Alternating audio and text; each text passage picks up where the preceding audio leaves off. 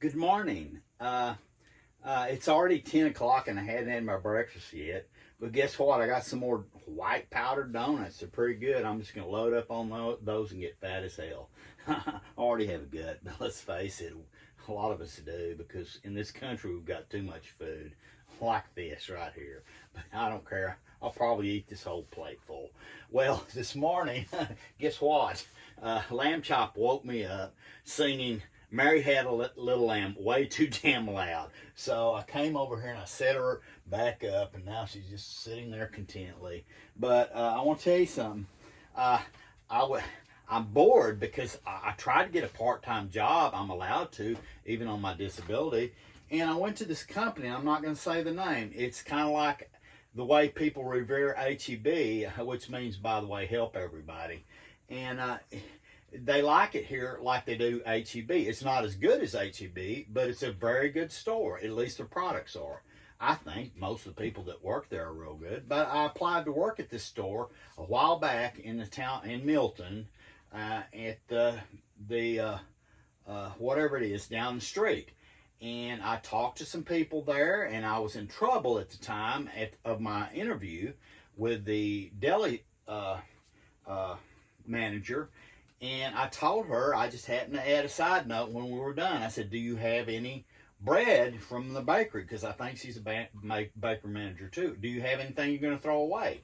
And she said, we can't give it to people because it might harm them. And at the time I said, ma'am, I'm in much greater danger of doing harm to myself by not eating than by eating some old bread, okay? And she said, I said, where's your dumpster? And I did. I was going to go get some because it would be in a bag. It would be perfectly clean. She said, we don't put it in the dumpster. We put it in a trash compactor. So while I was there, I also mentioned to her that I had a quilt I bought from World Market for a little less than $100. I said, do you want it for $40? She said, no, I don't need it. And as I left, there was a lady, a customer actually, outside the store that said that I offered it to her the same way. I told her the same thing. I've got a quilt. I need funds. I don't want to starve. And I offered it to her for $40 and told her it cost me around $100. And she didn't want it. And she was kind of offended, it seemed. I don't know why. She was offended because a person wants to eat. But she didn't have to buy it. She could have said, no, thank you. Wish you well. Go ahead. But I came back to the store. And when I went in to inquire about my job that I was hoping to get as a dishwasher, I'm highly qualified because I worked in a deli in Tyler, Texas at an HEB, help everybody. And I worked there for about 6 years back in the 90s. And recently I've worked in more delis. I worked in delis in Texas, and I worked in a deli at Winn-Dixie in Crestview a while back. And as a dishwasher. And by the way, they have a motto they play on the speakers. They say it's a win-win. I dig that. They spell it with two N's, win-win. But you know what it means. It's a win-win. But I'm going to go long. I'm going to have to edit this. The full version will only be on that big platform with the red rectangle, and it has an arrow, a white arrow, pointing to the right in this red rectangle. So I'm not saying, guess what, I got around it. I'm not saying the actual name because I don't think you're allowed to say it on Facebook, okay? I'm pretty clever, aren't I? I didn't break any rules, did I? But let me tell you, I've got these delicious donuts. I forgot where I was going with this. Oh, yeah. When I went back to check on my potential job at this place, this big grocery store company that is so good in Florida, and the manager, I talked to him about it. He came out and he said, quit begging for food and money. This was kind of messed up. I set him straight. I don't know if the deli manager misled him. I don't think so. She might have some. But I told him the story of exactly what I just told you earlier. I said, sir, I wasn't begging. If I was begging, maybe I was begging for your trash, not food. They're just throwing it away. I was begging for trash. I was indeed begging for trash as far as they're concerned. From their perspective, it wasn't food at all. But from my perspective, I wanted it because I wanted to eat. So it kind of pissed me off. But I went home on fumes and couldn't drive after that. I think I had 78 cents, but everything's working out for me now. Pretty good. I could end up the same way because there's people like this all over the world that have no compassion for the mentally ill or disabled. So this is going to be long. I've got this note here. I called the company and I told them I want a job. And she said, well, check on your job application. I said, ma'am, this is my job application. You have violated my civil rights. And I told her the whole story I just told you. You have violated my civil rights. I'm highly qualified, yet I did get kicked out of that store. I got kicked out of that store for wanting to get a job there as a dishwasher that I'm highly qualified for. And I informed him and her that at the time I was not on any bipolar medication, and it had come back, and I informed them that I'll calm down. Besides that, when you're working and you're doing dishes or serving cheese or whatever, you don't have time to talk too much. Now, I talk to customers, and my customers at Winn-Dixie loved me as I love them. Now, why are there individuals that hate us mentally ill people when most people with pure hearts indeed love us? What the hell's up with that? What is up with that? And I'll tell you something else. This is going to be real long. I was in a store down the street from me. It was some sort of thing kind of like Dollar Tree. It was something else. And I went in there and I met this really cool lady, a lady of color, and I just felt drawn to talk to her. God leads me that way. And had a good conversation with her about my intent to part of it was about my intent to marry a wife of childbearing age. And she was real cool about it. And I complimented her on her culture and told her about my intent to move to the Congo in 5 years. And then I saw the lady in a wheelchair she was taking care of.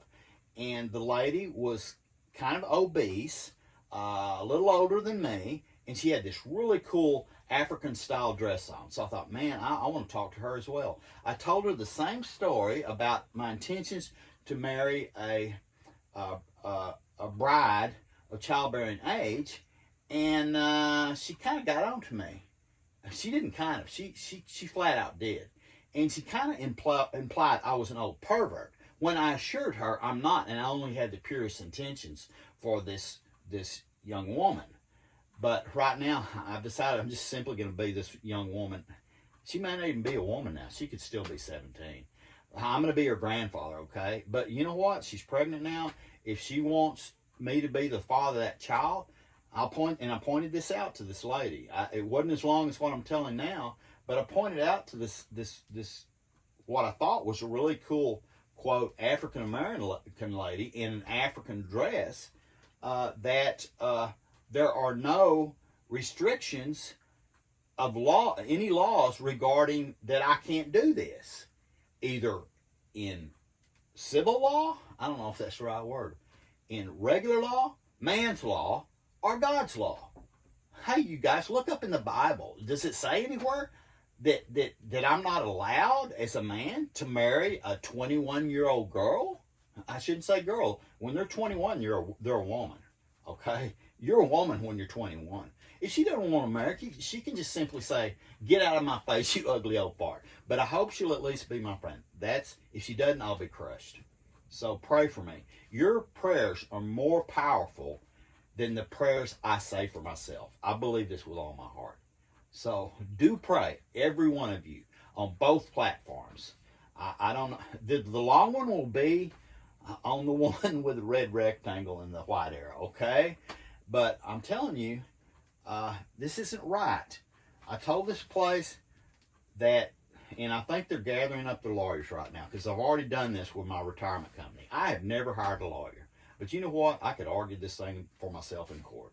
I probably won't get to, because a lawyer won't take this, because they don't give a shit about anything. But mainly they like personal injury law cases, because they like to take advantage of the misfortune of the poor that may either be maimed or die, so they can make a lot of money.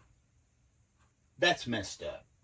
I talked to like 10 lawyers about not being able to get into my mental hospital because, and they charged they charged me for it, and they charged Medicare for it, and they got money from Medicare. They cheated the government for turning me away from an emergency room, attempting to get transported to a mental hospital because I said I wouldn't kill myself.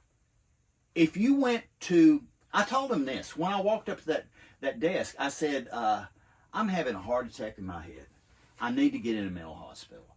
And I said, but I believe if I state that I'm not going to harm myself or harm others, I don't think I can get in. She said, I don't know. Basically, she said this. She said, I don't know, but if you go in there, you're going to have to pay. Well, I went in, and there was a really kind nurse in there. She took all my blood pressure and all that bullshit. And I told her what my concern was. I can't get in. She kind of encouraged me. She said, yeah, I think you can get in.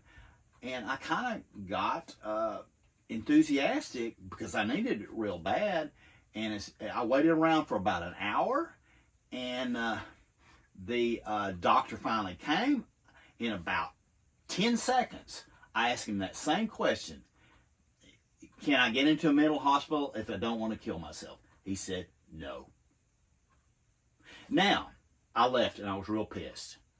But I want to ask you this. Listen to me, people. Listen very intently. If you went into an emergency room with an actual heart attack and they said, are you going to kill yourself or harm others? And you said no. And they said, sorry, go home. We can't help you. What about that? What about that? That's messed up. I'm trying to get a lawyer. I want to sue the federal government because I think the federal government has, of course they do. They run this country. This law is a violation of my civil rights. I have a pacemaker.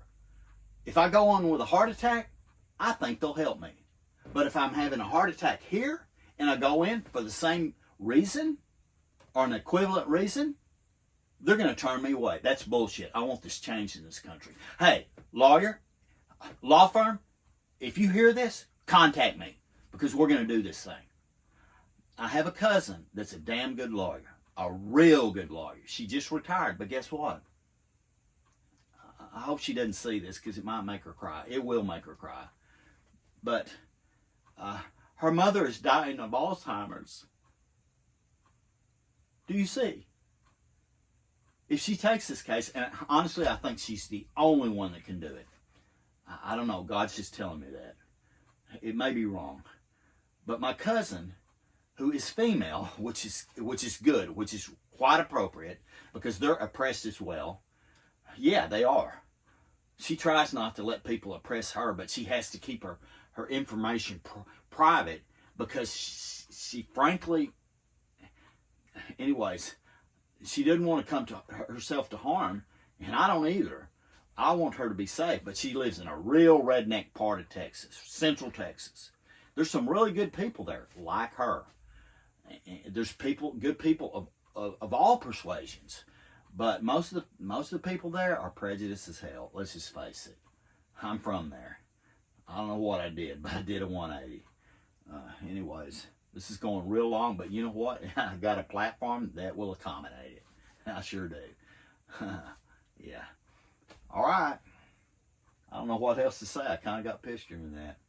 Hey, lamb chop. Let's have some donuts. Here, eat one. Bye-bye.